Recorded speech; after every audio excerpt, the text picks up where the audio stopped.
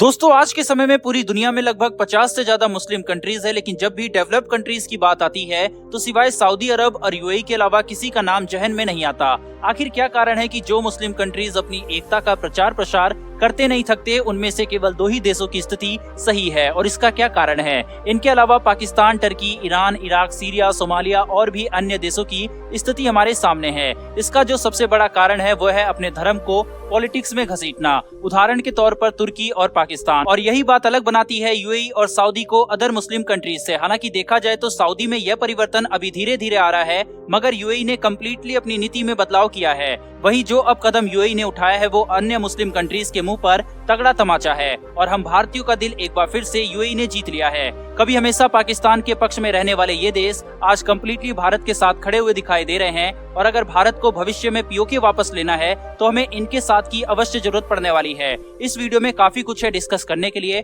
बहुत ही interesting video होने वाली है, इसलिए मेरी आपसे रिक्वेस्ट है कि वीडियो को अंत तक जरूर देखें। साथ ही आपको भारत की डिप्लोमेसी पर गर्व होने वाला है। साथ ही अगर चैनल पर आप पहली बार आए हैं तो चैनल को सब्सक्राइब कर बेल नोटिफिकेशन को ऑन कर लें, जिससे हमारी डिफेंस और वर्ल्ड अफेयर्स से जुड़ी डेली वीडियो आप तक सबसे पहले पहुंच सके। तो चलिए शुरू करते हैं इस वीडियो को। दोस्तों भारत की कूटनीतिक ताकत का अंदाजा आप इस बात से लगा सकते हैं कि जब कल रशियन फॉरेन मिनिस्टर ने अपना बयान दिया तो उसमें उन्होंने कहा कि भारत यूक्रेन और हमारे बीच चल रहे विवाद में मध्यस्थता कर सकता है और हम उसकी बात को स्वीकार भी करेंगे। यह बयान अपने आप में बड़ी कहानी बयां कर देता है। आप स्क्रीन पर इंडिया टुडे का आर्टिकल भी देख सकते हैं रेफरेंस के तौर पर, जिसमें साफ लिखा हुआ है India can play mediator between Moscow and Kyiv says Russian foreign minister Lavrov. यानी कि इंटरनेशनल मंच पर भारत का स्टेचर कितना बढ़ चुका है आप खुद ही सोच सकते हैं। आप अंदाजा लगाइए कि कल भारत की राजधानी दिल्ली में रशियन फॉरेन मिनिस्टर, अमेरिका के डेप्यूटी एनएस थे, ब्रिटेन की फॉरेन सेक्रेटरी, यानी कि पक्ष और विपक्ष दोनों ही यहाँ पर मौजूद था भारत में। इस समय भारत दुनिया का इकलौता ऐसा देश है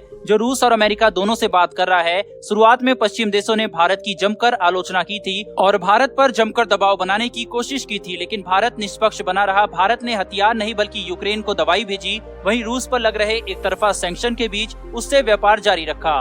वेस्टर्न कंट्रीज और अमेरिका ने इस तरह सैंक्शन लगा दिए कि आज ये लोग नेगोशिएशन भी रूस से नहीं कर पा रहे। यही कारण है कि इन देशों को अब भारत की मदद लेनी पड़ रही है। ये भारत के जरिए रशिया तक अपनी बात पहुंचा रहे हैं। यूं तो इस समय कई डेवलपमेंट चल रही है। एक तरफ इन देशों से बातचीत हो रही है तो दूसरी तरफ आज नेपाल के प्रधानमंत्री भारत दौरे पर आए हैं। इसके अलावा ऐतिहासिक डील एक और भारत और ऑस्ट्रेलिया के बीच हुई है। आप रेफरेंस के तौर पर स्क्रीन पर आर्टिकल भी देख सकते हैं। खुद ऑस्ट्रेलियाई पीएम ने लिखा, trade deal with India will opens biggest economic doors. यह जो डील हुई है इसमें आने वाले 4 सालों में 1 मिलियन जॉब मिलने वाली है भारतीयों को। वहीं पर इस डील से अगले 5 सालों में सामान और सर्विसेज के एक्सपोर्ट के डबल हो जाने की उम्मीद है। इस डील के बाद ऑस्ट्रेलिया अपने मार्केट में टेक्सटाइल, लेदर, ज्वेलरी और स्पोर्ट्स प्रोडक्ट जैसे 95% भारतीय सामानों की ड्यूटी फ्री एक्सेस उपलब्ध कराएगा। इस पर भारतीय पीएम ने कहा कि यह भारत ऑस्ट्रेलिया के रिश्तों के लिए एक ऐतिहासिक क्षण है। वहीं दूसरी तरफ भारत और यूएई के बीच कोऑपरेशन लगातार बढ़ता जा रहा है। यूनाइटेड अरब अमीरात एक तरफ इजराइल से अपने रिश्ते मजबूत कर रहा है, जो कि पैलेस्टीन इश्यू को लेकर आज तक कभी उससे बात नहीं की, तो वहीं दूसरी तरफ कश्मीर मुद्दे को लेकर पाकिस्तान के पक्ष में रहने वाला यह देश अब एकदम से अपनी नीति में बदलाव करते हुए भारत और इजराइल दोनों से अपने रिश्ते लगातार मजबूत करता जा रहा है। अभी पिछले ही दिनों जब ओआईसी की मीटिंग पाकिस्तान के इस्लामाबाद में हो रही थी तो उस समय भी अरब देश कश्मीर में इन्वेस्टमेंट को लेकर मीटिंग भारत में कर रहे थे। यूएई कश्मीर में कॉलेज, हॉस्पिटल, आईटी पार्क जैसे बड़े बड़े इंफ्रास्ट्रक्चर प्रोजेक्ट बनाने की और अब बढ़ चला है। वहीं पर इससे पहले श्रीनगर एयरपोर्ट से डायरेक्ट शारजहां तक फ्लाइट की ओपनिंग भी इन दोनों देशों ने शुरू की। यही वजह है कि जब मैंने कहा था कि अगर कल को भारत को पाकिस्तान से पीओके वापस लेना होगा तो ये अरब देश भारत पर कुछ नहीं बोलेंगे।